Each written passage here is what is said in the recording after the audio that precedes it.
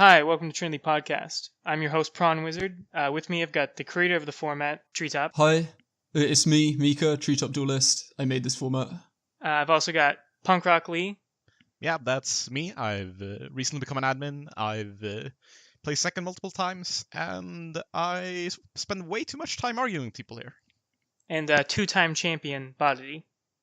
You stole my thunder. I was going to say that. It's true, though. So today we're going to talk about why we play Trinity format mostly, and how we found it, and why we love it so much. So Treetop, you want to introduce the format and explain what it is? Yeah, well, it's a format. It's just like the TCG or OCG, and they're really like 2 or 3 extra rules that change it. They aim to slow down the format and make it kind of just more interactive, make deck building more interesting. The main difference is that you can only summon 3 effect monsters per turn, and the other difference is it's kind of like Highlander, in the sense that you can't usually play more than one of each card in your deck. So most of the cards in your deck are just going to be one-offs. Both of these, they make deck building more involved, so there are more choices to make, and obviously when playing, if you can't just spam a huge board first turn, there are more turns of the game, and it's much more interactive, and that's a problem that a lot of people have with the TCG or just faster Yu-Gi-Oh in general. Mm-hmm. And I wanted to start off with just like how we found the format. I'll start because I think how I found the format is going to be similar to how most people find the format.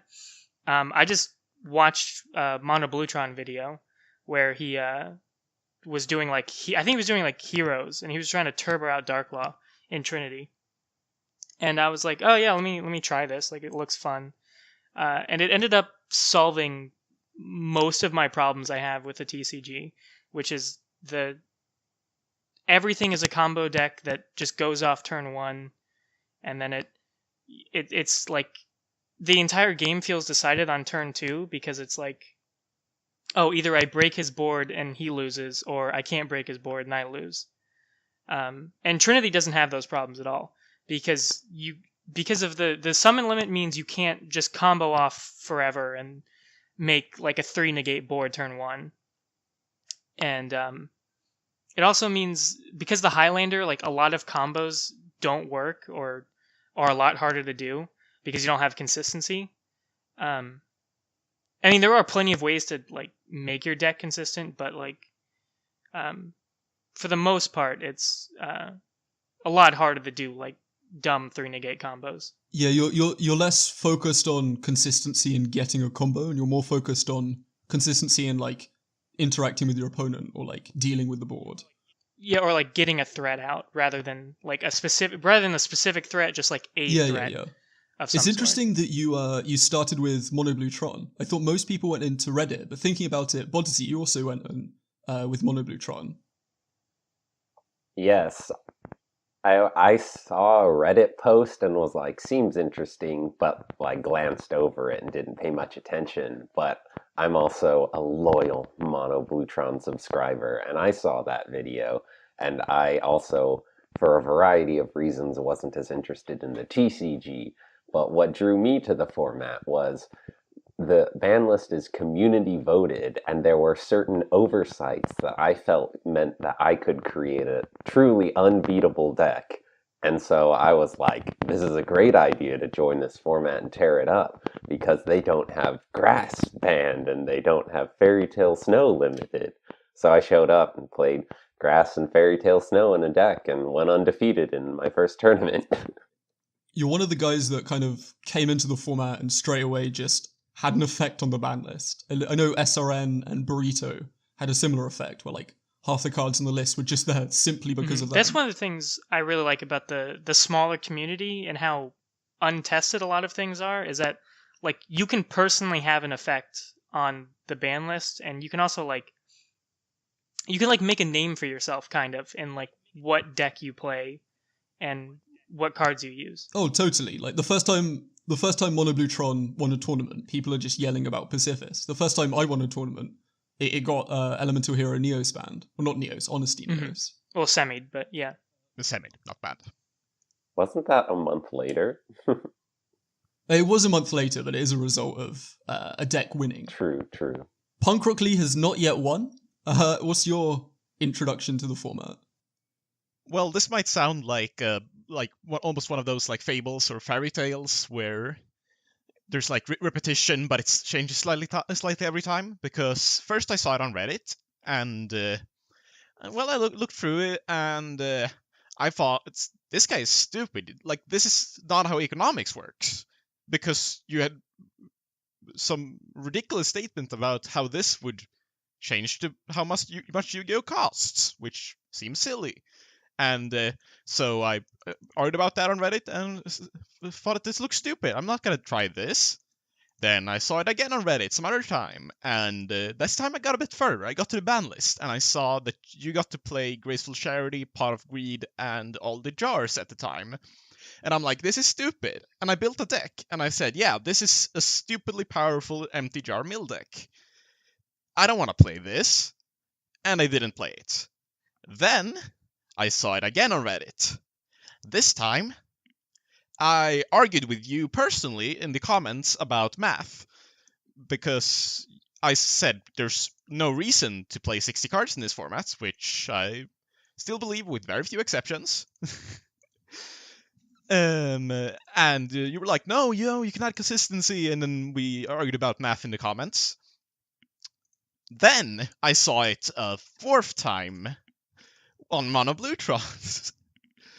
When Mono Bluetron played it again. I actually mentioned it the first time when I was arguing with you. No, that was after I built the jar deck that I mentioned it to him. But when he was playing it, I actually got into it as well.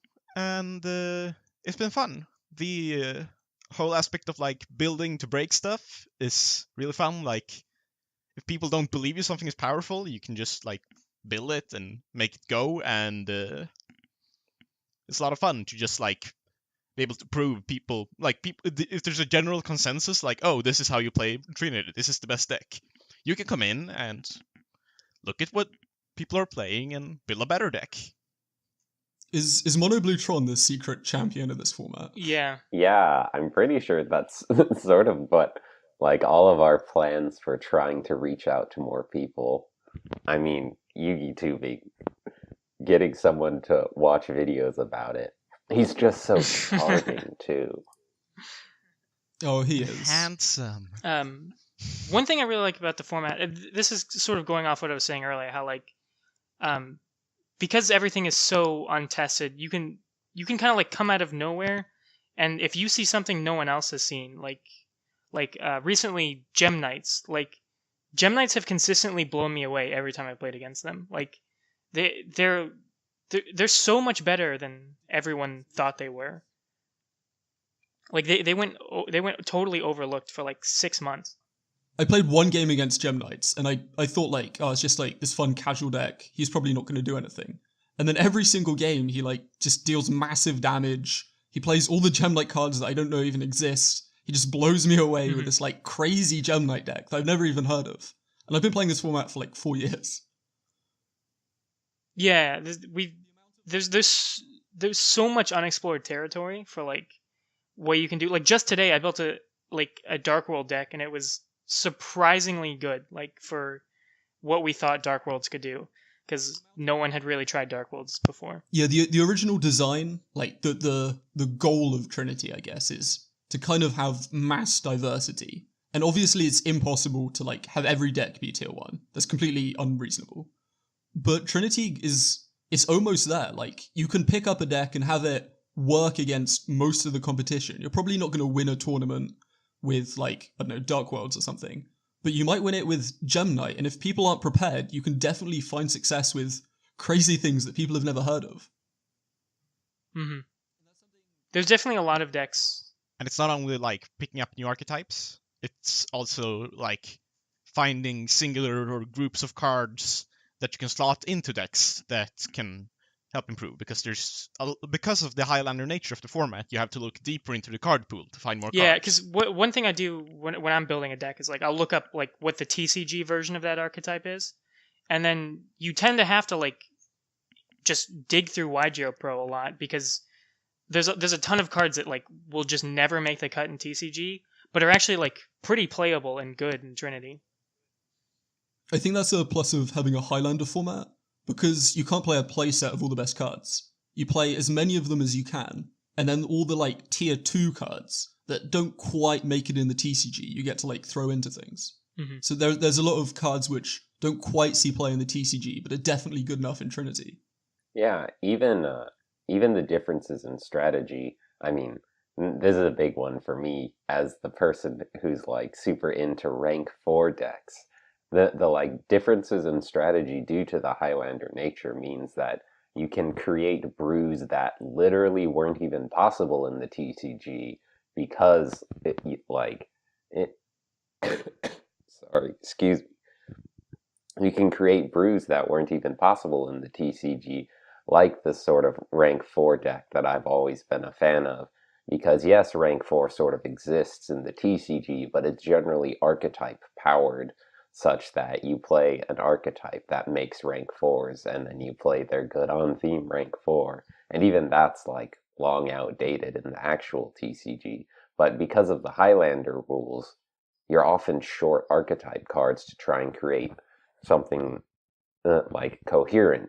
However, there are cards like Tin Goldfish and Goblinberg, which, despite being completely different, actually fill the same niche while deck building. And so you can use pseudo consistency by, you can create like a pseudo consistent deck that manages to do the same thing by digging into the card pool and finding stuff that no one's played for years. Mm-hmm. And there's also, in a similar vein, like there's a lot of cards that are either banned or limited in the TCG that you can play in Trinity format, and they're perfectly balanced. Like Exiton Knight is really, really strong, but he's not really ban worthy in Trinity. You can. I think another really good example there is Last Will. Last Will in the TCG. I love Last Will. It's probably in the top 3 most broken cards ever. But in Trinity, it just turns anything into a Mystic Tomato. It's so fun to play, and it's really like, I don't think anyone's asking for Last Will to even be co-fed. No, Last Will. I would say Last Will is perfectly balanced. And it's like cool because like you'll never see Last Will in TCG ever again. Like it'll never get off the forbidden list. But in Trinity you can use it. You can play like multiple tour guides. Like it's possible with adding more cards to your deck. And you can do a ton of other things. You can play Graceful Charity. It's at semi, but you can play a ton of cards that are forbidden, but are fine with the limited Highlander nature of Trinity, which is going into like philosophy here, because it's Highlander. You have to take a step from having limited and semi-limited, because those terms don't really mean anything anymore in Highlander. Mm-hmm. Everything's essentially limited anyway.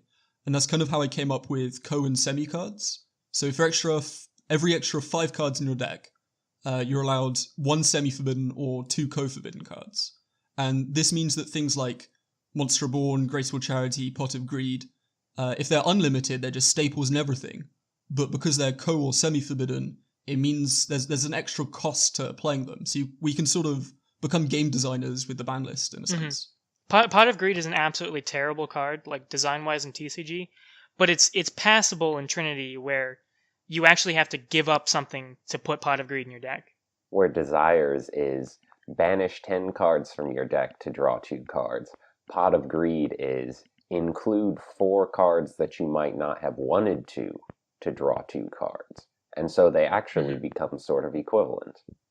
Yeah, and including 4 more cards might not sound that bad if you have like the TCG thinking model, but you have to remember that every time you're adding more cards to your deck in Trinity, you're scraping deeper and deeper into the card pool, because there's generally not 60 playables for any strategy.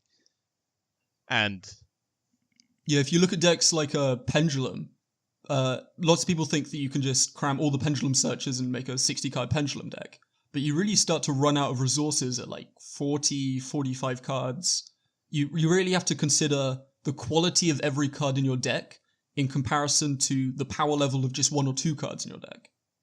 Mm-hmm. Or you could be like me and play 60 inches, which is just 60 cards, as many co and semi as you can. But yeah.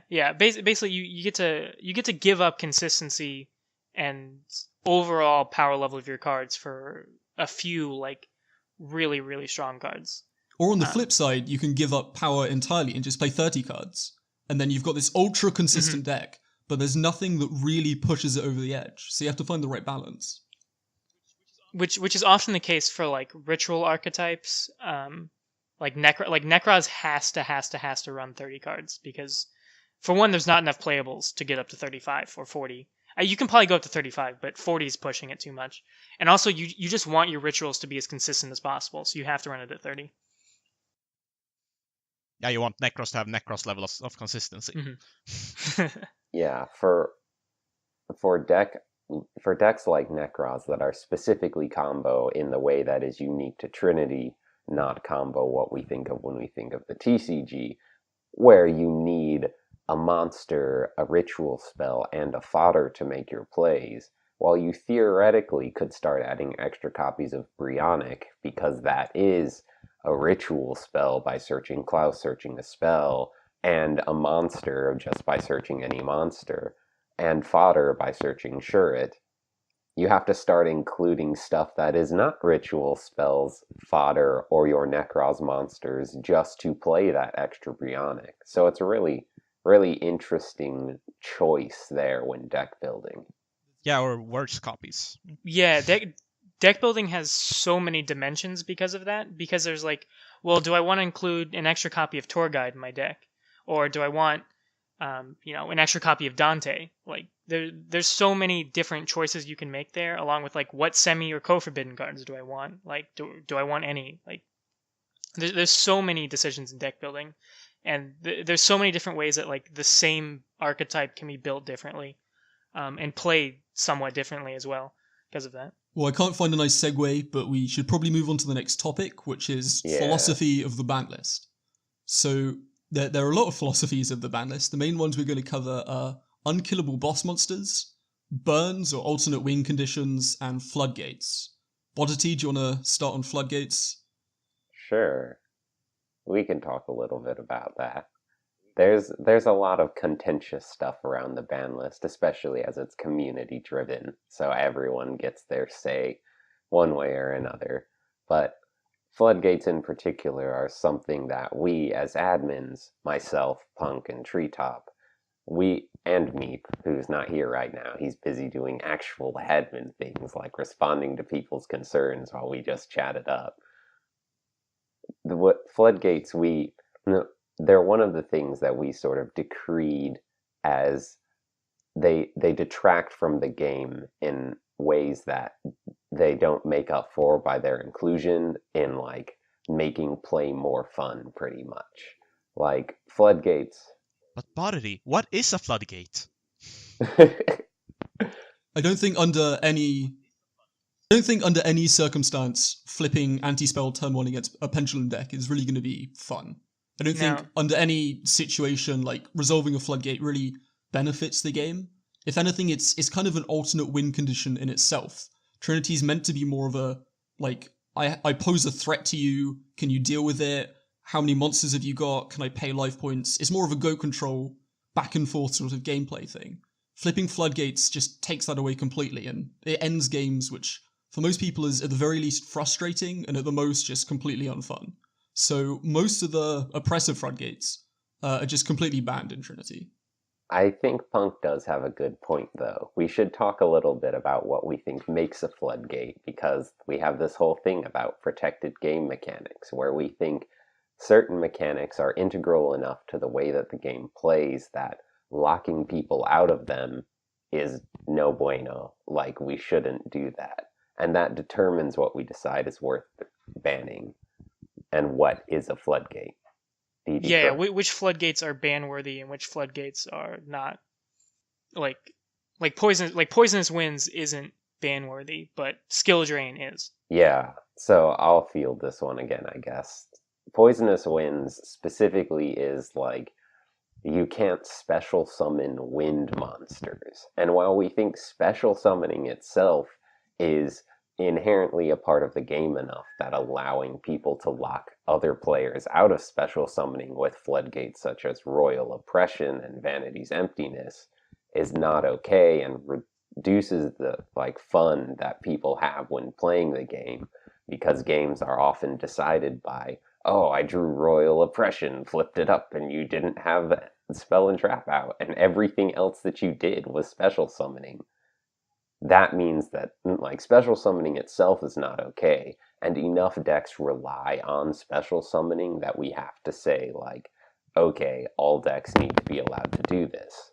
But not enough decks are wind and rely on special summoning that we can reliably say that the inclusion of poisonous winds in a deck is, like, effective enough to actually create more negative gameplay experiences than it's worth, because we don't want to create a ban list that's like, as Punk always says, we cannot ban all floodgates because we would be banning all floodgates. Is Swords of Revealing Light a floodgate because attacking is an important mechanic?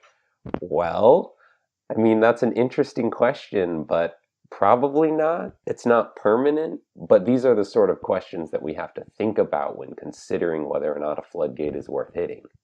All right, I said my piece. I guess we can move on to burn, because I'll go with burn, because a lot of people, I've seen some people complain about how much we seem to hate burn, because burn is hit very hard in their ban list. It's basically an alternate win con as well.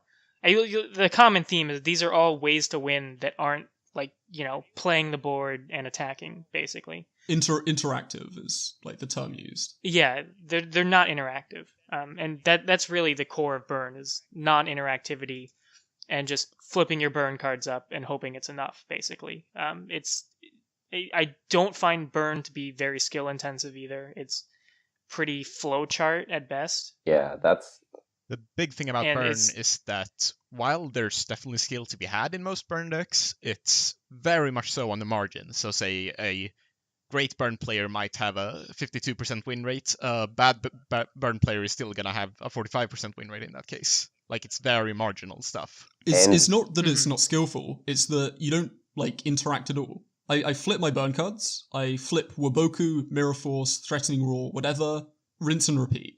There's no interacting with the opponent. Like I said before, Trinity's more of a... Yeah, You're trying to deal... Every turn you should be thinking about what the opponent is doing and how you can counter that. If you're playing burn, you're only thinking about what you're doing. It's a proactive deck. You're only flipping burn cards. Yeah, it's very solitary and solitaire, and the counterplay is just, I hope I draw Leonidas or whatever anti-burn card I cited. I would actually say, I think I have a little bit of a different opinion about burn. Not that it's not really bad for the format. Rather, it's quite skill intensive and relies on the matchup knowledge of both the player and the opponent. However, the skill being measured is not how good you are at Yu-Gi-Oh! It is how good you are at playing around burn. You can be very good That's a at good beating point. burn and be, like, very bad at everything else in the game, and, like, burn just completely changes the way the game has to be played, because you have to always think about, like, just desserts, how many monsters do I have on board, how to reduce the amount of burn that they can do through their random effects, and, like, that becomes the way that you interact with your opponent, instead of thinking about, like, threats and counter threats and all of the stuff that is important for every other game of Yu-Gi-Oh!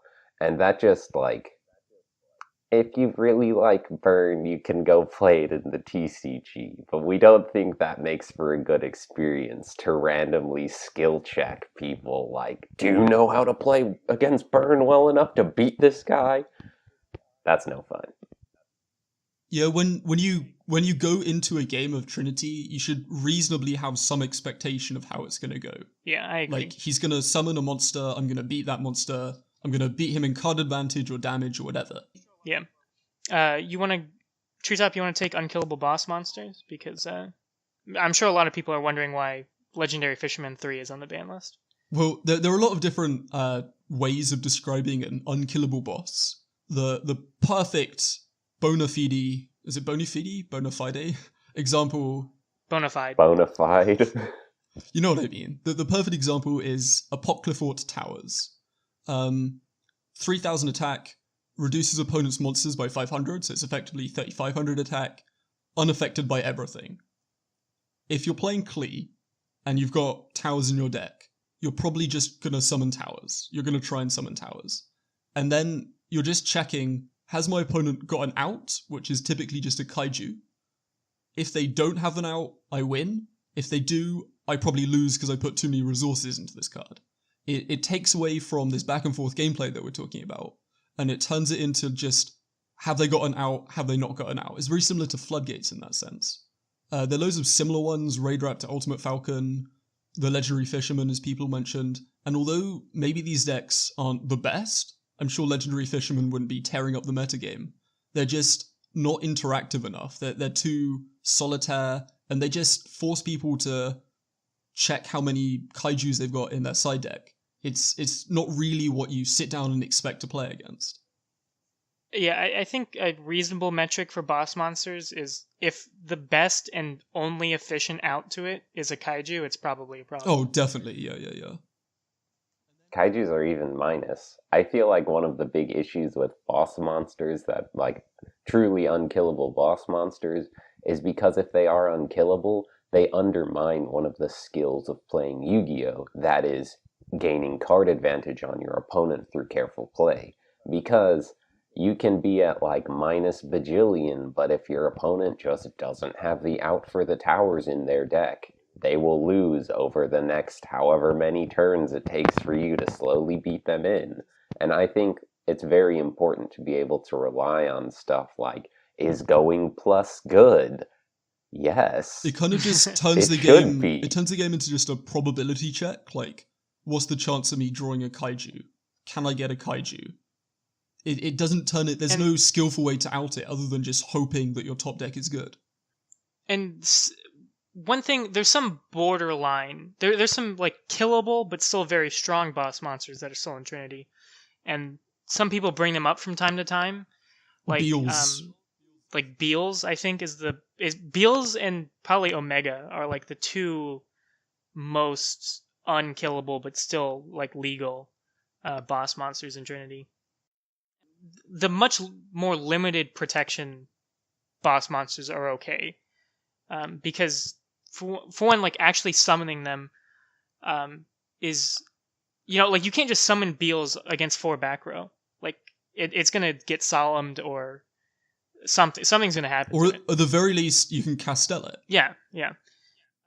Or Silent Honor Arc, or there's still ways to get over it.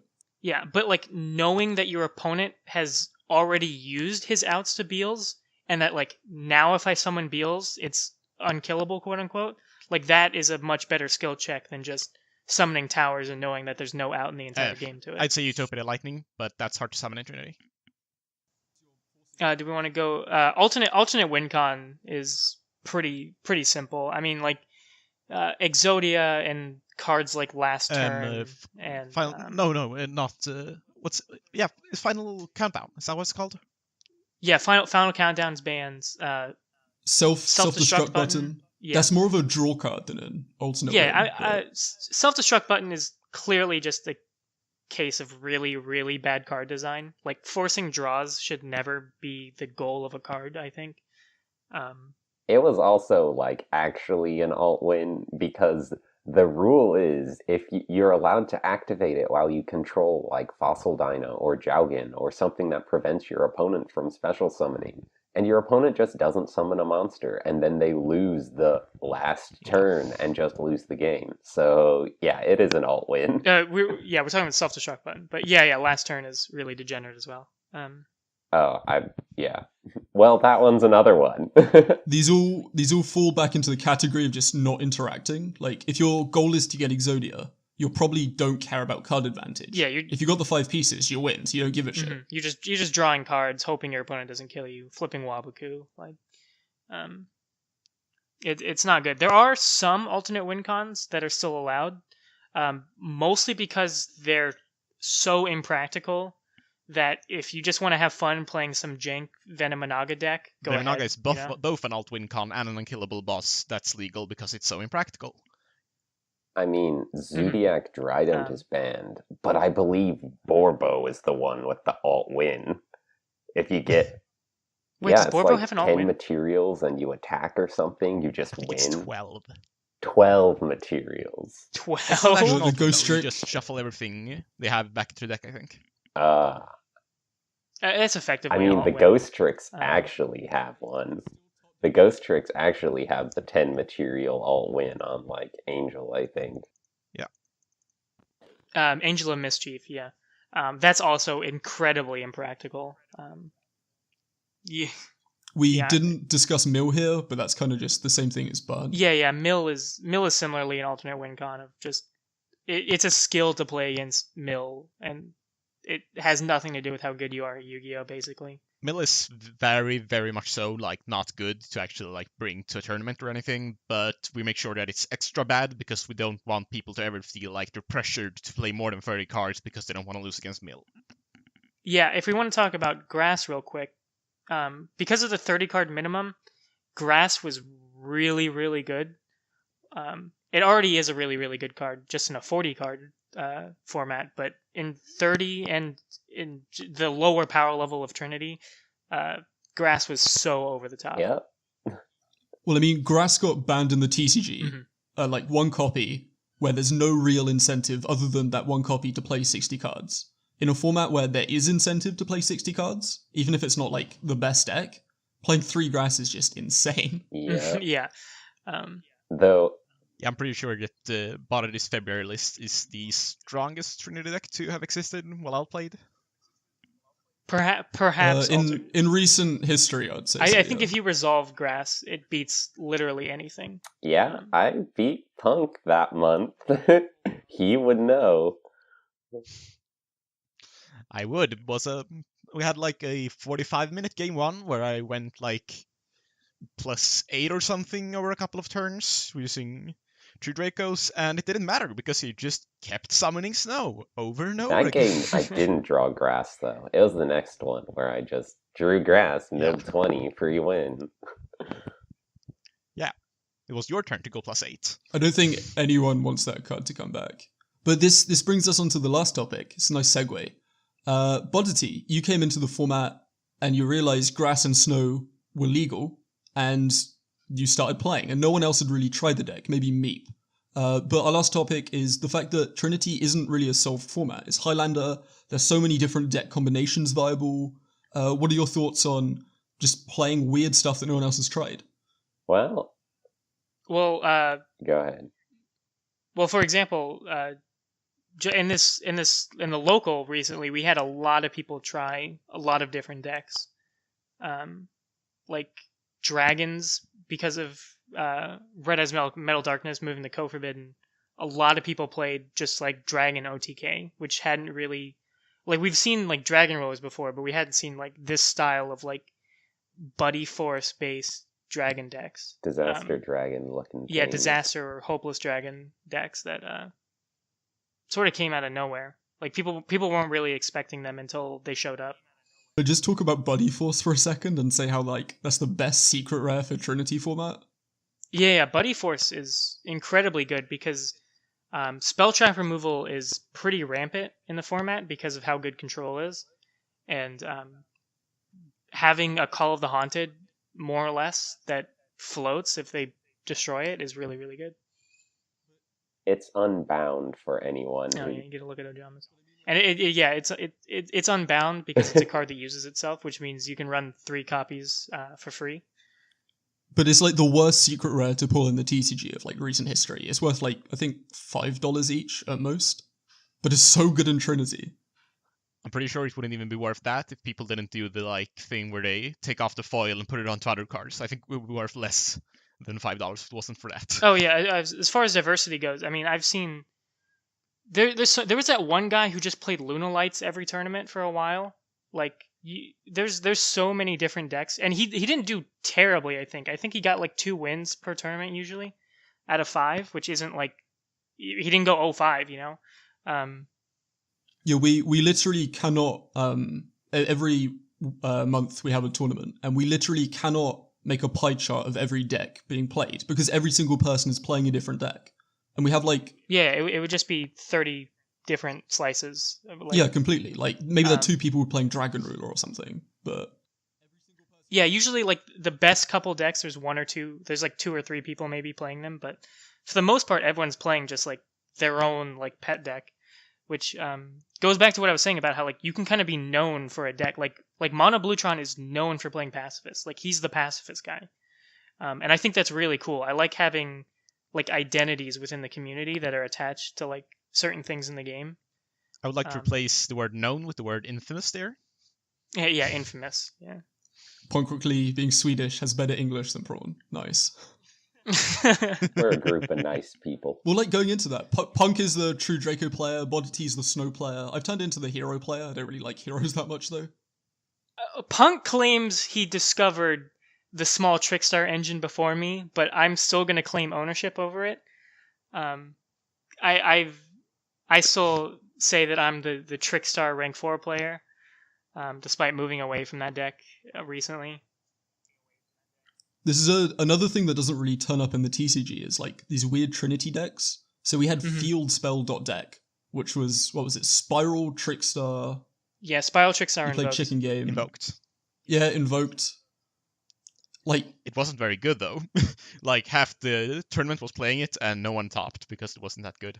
But like it was still like a fine deck and stuff got put on the ban list as a result of it. But you can have all these weird things that in no sense could ever compete in the TCG, but they're still winning games and tournaments. Most incredibly to me that showed up this tournament, I think it's 2-0 right now, is Shadal Crawler Subterrors. Yeah, the flip deck. I mean, I think it's being carried by Shadal Fusion personally, but it's still like doing really well. For how like insane that would be in the TCG. My favorite deck of all tournaments. My favorite deck of all the tournaments has to be the Hero TK that's topped in March, because I saw so many people just say, no, this is the good deck. No, this is the good deck. It's just winning. It's just luck. Yeah. They kept saying this when it was 4-0. I think he might have been first in Swiss. This is Sub-Zero Arc playing Vision Hero Trinity, the icon of the format. The pseudo 5,000 attack, 3 attacks per turn. And that's another deck. Like no one had tried hero outside of Darklaw. No one had tried like a hero deck that isn't some sort of control, and he just went in a completely different route and found massive success with it. Mm-hmm. He caught the whole format off guard, definitely. One of the few ways that you can reliably get over 8,000 damage in one turn despite the summon limit is Vision Hero Trinity combined with Honesty Neos being able to attack multiple times at like 7,500, and that's like when no one's expecting it, you can just bop some people. Mm-hmm. Another cool thing with the like casual nature of the format, because the tournaments obviously are quite competitive, but most people still have like casual decks that they love and play. You can definitely find people to play whatever tier 2 deck there is against your tier 2 deck. So Punk Rookley was testing, what was it, like Knight Assailant combo against like Gear and all these weird other decks that never quite are good enough to win a tournament, but they're all like perfectly balanced against each other. Yeah, there's a lot of like tier 2 janky stuff, and it's so much fun playing against other like tier 2 janky stuff because you can get away with so much. Like Ghost Tricks are like fairly good as a tier 2 deck with if you put Subterrors in. Subterrors, like the behemoths, it's not just an OCG thing with Guru. Like you can actually play like Subterrors, and it's super fun because I love Subterrors, and they're just they will never work in the TCG the way I want them to. So yeah, that about wraps it up. Anything else you guys want to add? If you haven't started playing, I suggest you at least try it out. Yeah, we'll have a link to the Discord and the description, and we're all the introduction, and all of us here are the entire community is very welcoming towards new players, and if you just want to like throw your deck list into the deck list chat, there will be several people willing to help you, like at all times, basically. Yep. We're a pretty diverse crew who's scattered around the world, so there's always someone awake. Mm-hmm. And do I get to do the outro? I want to do a quick. I didn't have time to do a sponsor break, so I want to mention our sponsor real quick. Today's sponsor is Grape Flavored Dante. Get yourself a nice, cool, refreshing glass of Grape Flavored Dante. That's some good Dante. All right, thanks. Don't for that. target it with All right, anything, though. you can do the outro. Yeah. Well, until next podcast, stay groovy. I knew it. Oh man, I enjoyed that. Alrighty.